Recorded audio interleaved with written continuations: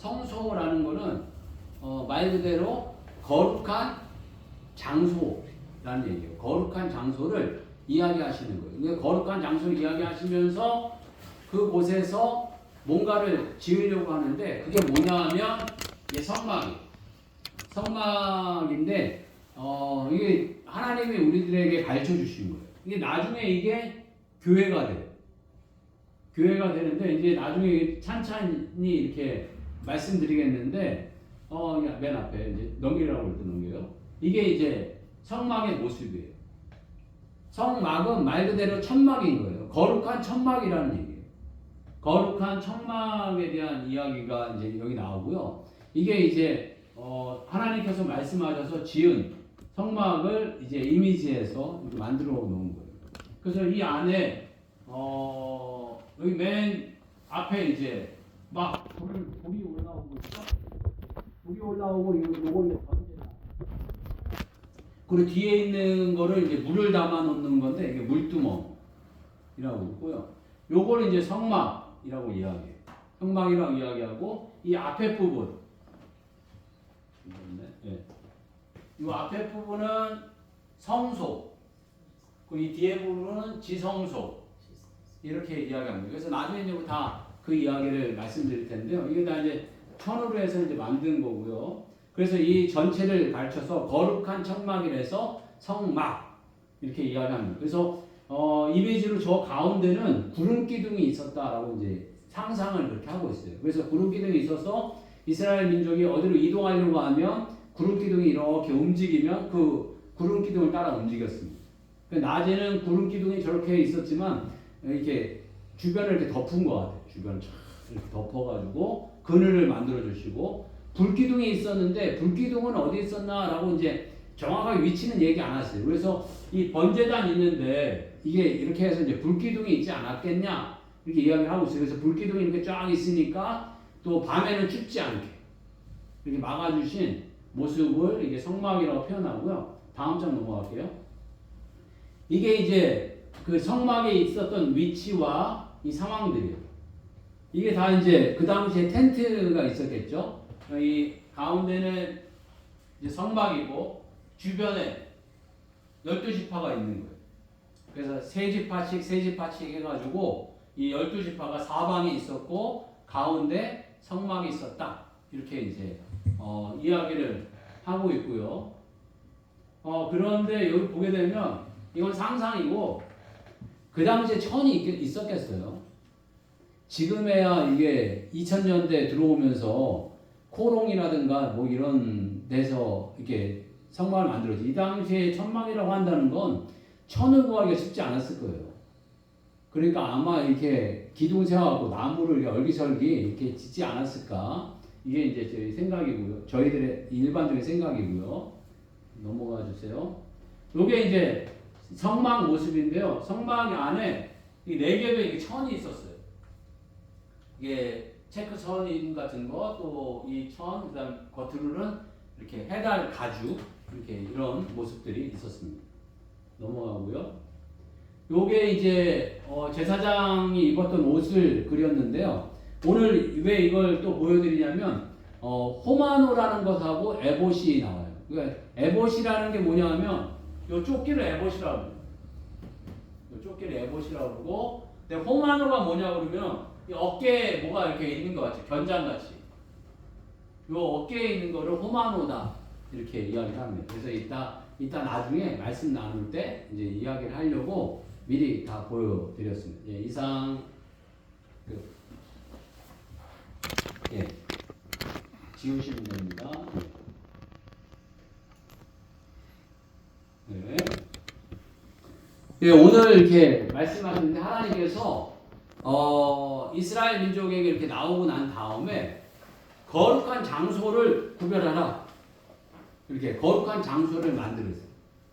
여러분들의 인생을 살아오면서 내가 늘 생각하는 거룩한 장소가 있으세요? 거룩한 장소. 여러분들의 거룩한 장소는 어디예요? 집? 예, 집도 좋고요. 여러분 또 거룩한 장소.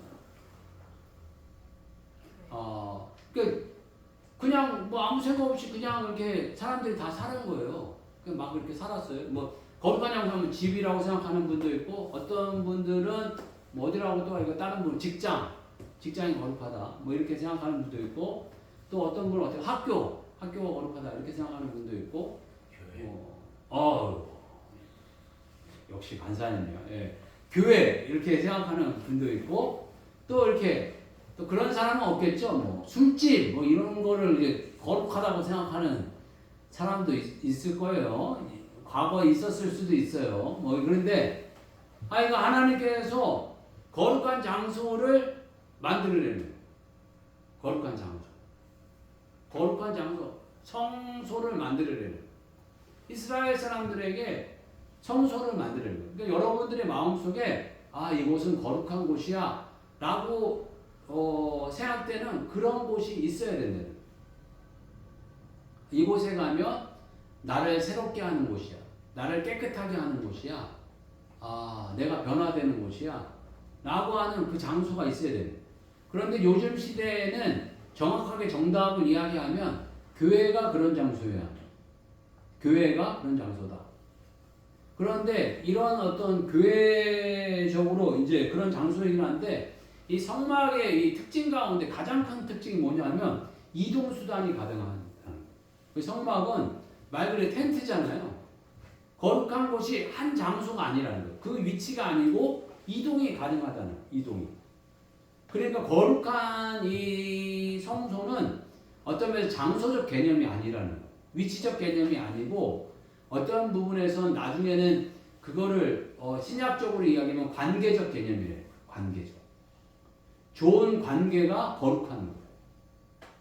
그러니까 이 교회라는 이 위치도 교회라는 것도 사실은 교회라는 이 단어도 코이노니아라고 해서 이 관계를 이야기하는 거거든요. 관계.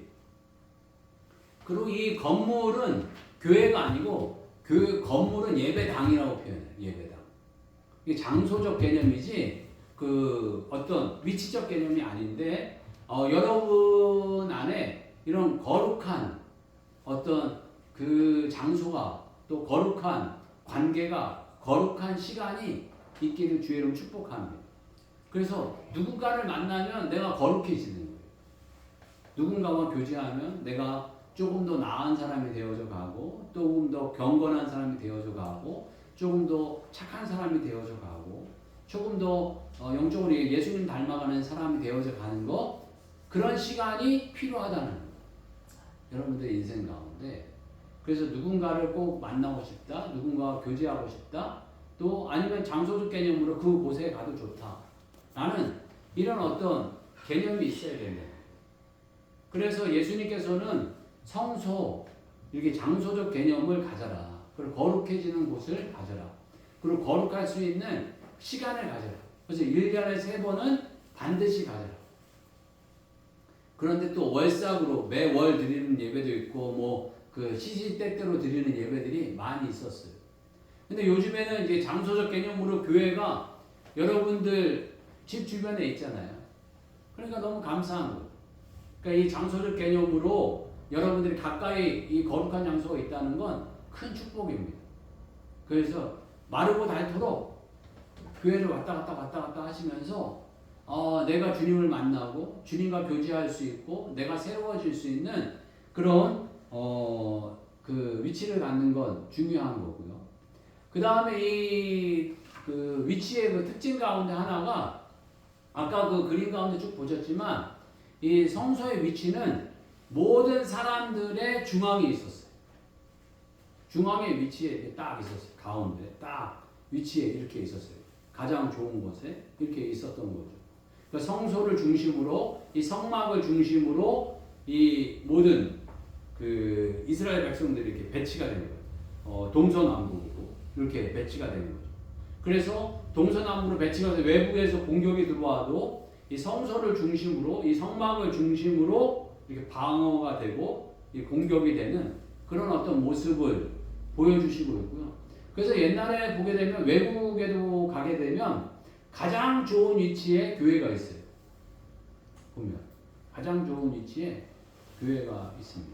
그러니까 여러분들의 마음의 가장 좋은 중심에 예수님이 계시고 예수님이 위치하는 거 이거 중요하다는 거죠. 어떤 부분에서 우리 인생 가운데 예수님이 늘 좋은 위치에 계신다. 가장 중요한 위치에 계신다. 이거 너무 중요한 거고 시골 교회들 이렇게 가다 보면 언덕 위에 이렇게 예쁘게 교회 벽돌로 지어놓은 거 또 하얗게 지어놓은 이런 교회들 많이 보지 않습니까? 그러니까 그 어르신들이 옛날에 이런 어떤 성막의 개념, 성소의 개념 가운데 그렇게 지으신 거예요. 그리고 외국에도 이렇게 가게 보면 마을 중심에 교회가 예쁘게 있어요. 그러면 교회를 중심으로 마을이 쭉 형성되는 경우들이 많이 있어요.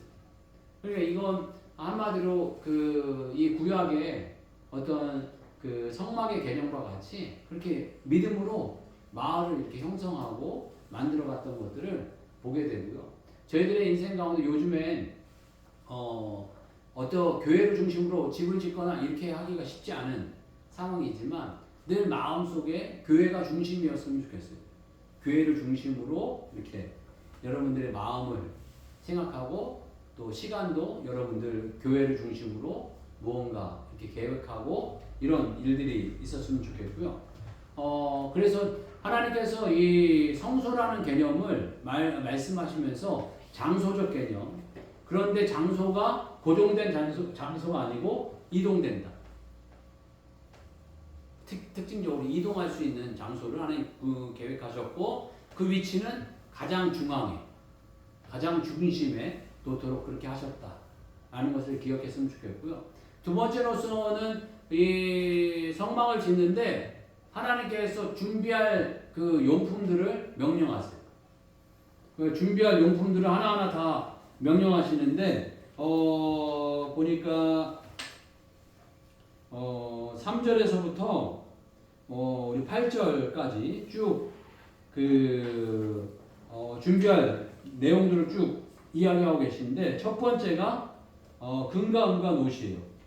금과 은과 노는 금은 뭐 지금도 그렇지만 제일 비싸고 좋은 거예요. 변하지 않는 거. 변하지 않는 광물이죠. 변하지 않는 광물.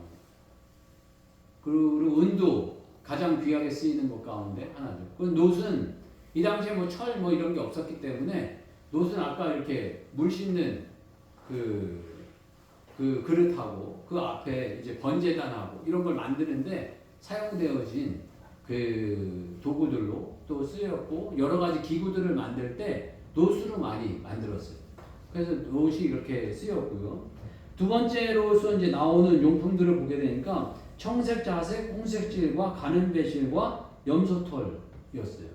근데 이 실을 구하기가 이 당시에 쉽지 않았을 것 같아요. 이 광야에서 실을 어떻게 구했냐라고 이야기하는데 여러 추정이 있는데 출애굽해서 나올 때 그 애굽 사람들한테 다 물건 달라고 그럴 때 애굽 사람들이 다 줬다 이렇게 이야기하기도 하고 하여간 그때 실을 그렇게 다 구했는데 청색 실은 하늘에서 오신 신령한 예수 그리스도를 상징하고요. 또 하나님의 임재, 신성, 영원성 이런 거를 나타내는데요.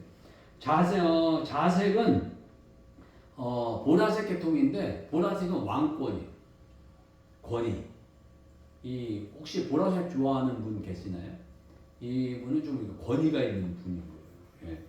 권위, 왕권, 존귀한 이런 뜻의 어떤 그 색이고요. 요거는 그러니까 하나님께서 하늘의 권세와 땅의 권세를 가지신 이런 어떤 분이라는 뜻이고, 그 다음에 홍색 실은 희생, 피, 속죄 이런 의미를 갖는다고 합니다. 그러니까 예수 그리스도의 속죄 이런 부분이고요.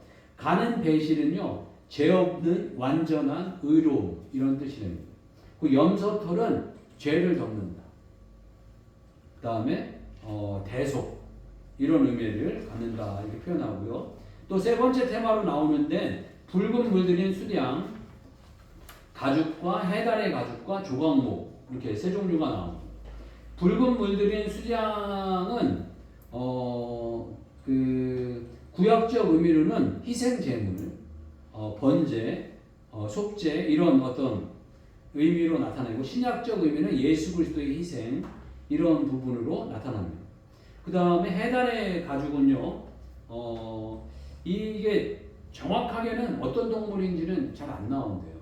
바다 표범이나 뭐 이런 어떤 가죽인데 이건 구역적 의미는 해달의 이 가축은 매우 질기고 든든해서 방수성, 이런 의미로 외부로부터의 어떤 그 공격으로 보호를 하고, 이런 방어를 하는 이런 어떤 의미로 나타내고 있고요.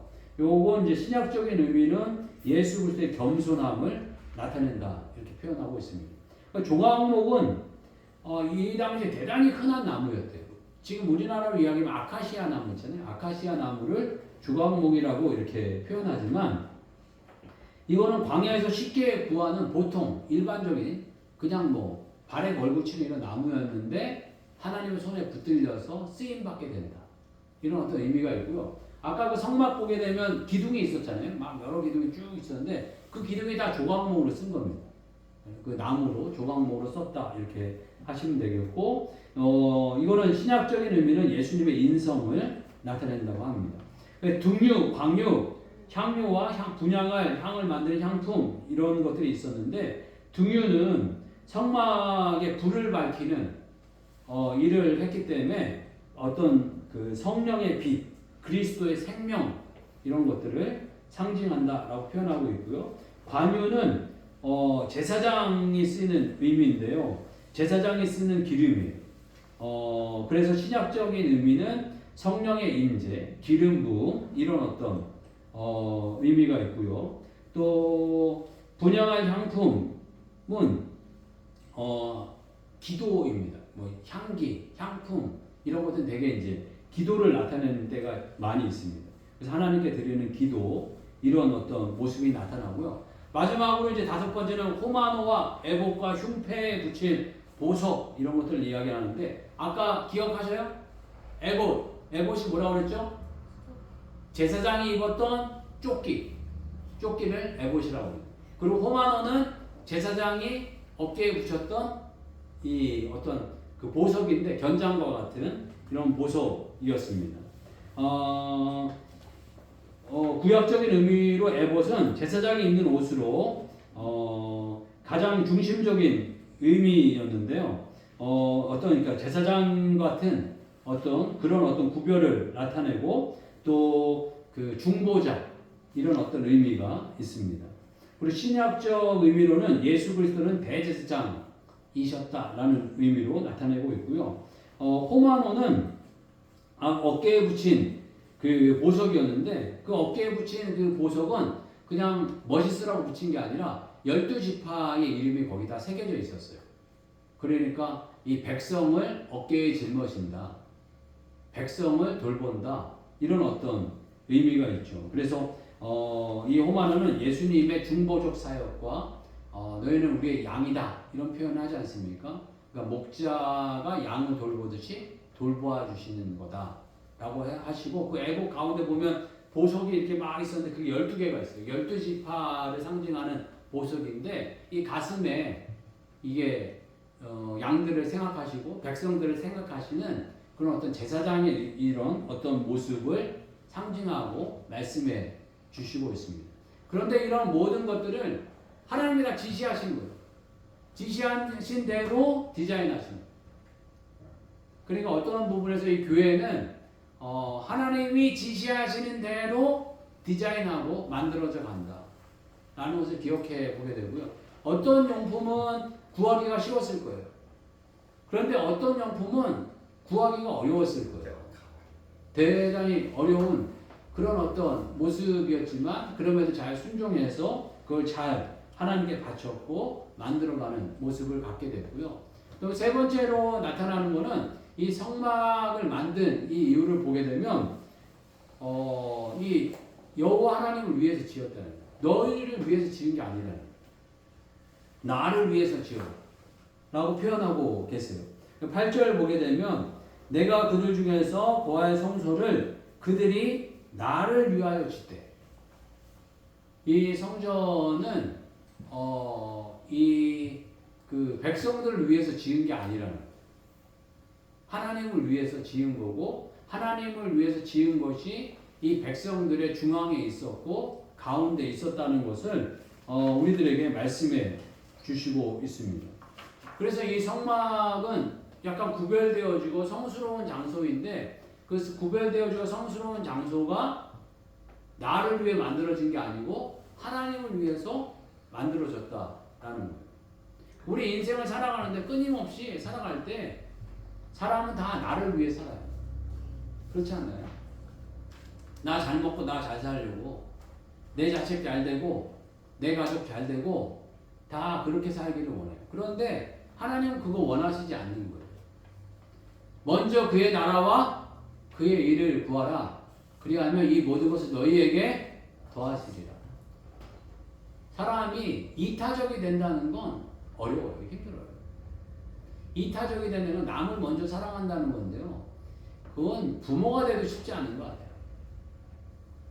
부모가 돼도 사실은 그 자녀를 막 돌보고 막 이렇게 해서 뭐 감동적이고 막 이런다고 하지만 결정적일 때 보면 자기 먼저 챙기지 자식 먼저 못 챙기는 것 같아요. 부모니까 챙긴다라고 하지만 한 번 더 생각할 때 그렇게 챙기는 거죠. 사람은 끊임없이 자기만을 위해 사는 게 아닌가 싶습니다. 요즘에는 뭐 젊은 사람들 그 욕은 많이 하지만 지 살겠다고 자식도 버리잖아요. 지 살겠다고, 지 잘 살겠다고 있는 자식도 다 버리는 세상에 저희들이 살고 있는데, 그런데 어떻게 우리가 남을 위해 살겠습니까? 그런데 하나님은 인생 그렇게 사는 거 아니라는 거예요. 가장 중심에 너를 위해 살지 말고 나를 위해 살아라 라고 표현하고 있어요. 그러면서 나를 위해 살고 주님을 위해 사는 것을 통해서 남을 위해 사는 것을 배워가기를 원하시는 것 같아요. 이 인생 정말 저희들이 살아갈 때 나 위해 살지 마시고 주님 위해 살고 주님 위해 살다 보면 그게 바로 누군가를 위해서 살아가는 인생이 되어준 줄 믿습니다. 하나님 저희들에게 성막, 거룩한 장소, 성소 이걸 명하셨어요. 여러분들의 인생 가운데 거룩한 곳이 꼭 있으시길 바랍니다. 그래서 거룩한 곳은 거룩한 장소적 개념도 있지만 어떤 면에 관계적 개념. 누군가를 만나면 내가 거룩해진다. 누군가와 교제하면 내가 깨끗해지는 것 같다. 라는 건 정말 감사한 일이에요. 그러니까 누군가가 바로 뭐 이상한 사람이 아니고 예수님 믿는 사람, 예수님 잘 닮아가는 사람으로 를 만나고 교제하면서 여러분들이 주님 안에서 새로워지시는 또 한 주간 되시길 주의 이름으로 축복합니다. 다시 한번 기도하겠습니다. 기도할 때 저희들 성소의 개념을 또 성소의 이 장소를 허락해 주셨는데 그 장소를 왜 허락해 주셨는지를 저희들이 한번 다시 돌아보게 하시고 거룩한 사람을 만나게 해주세요. 거룩한 사람이 있으면 감사하고 없으면 더 만나게 해주세요. 그 교회 안에 있는 식구면 더 감사한 거. 꼭 그렇게 되어서 거룩한 장소, 거룩한 사람을 세워가는 그런 삶이 되게 해달라고 같이 기도하겠습니다. 주여 한번 외치고 같이 기도하겠습니다. 주여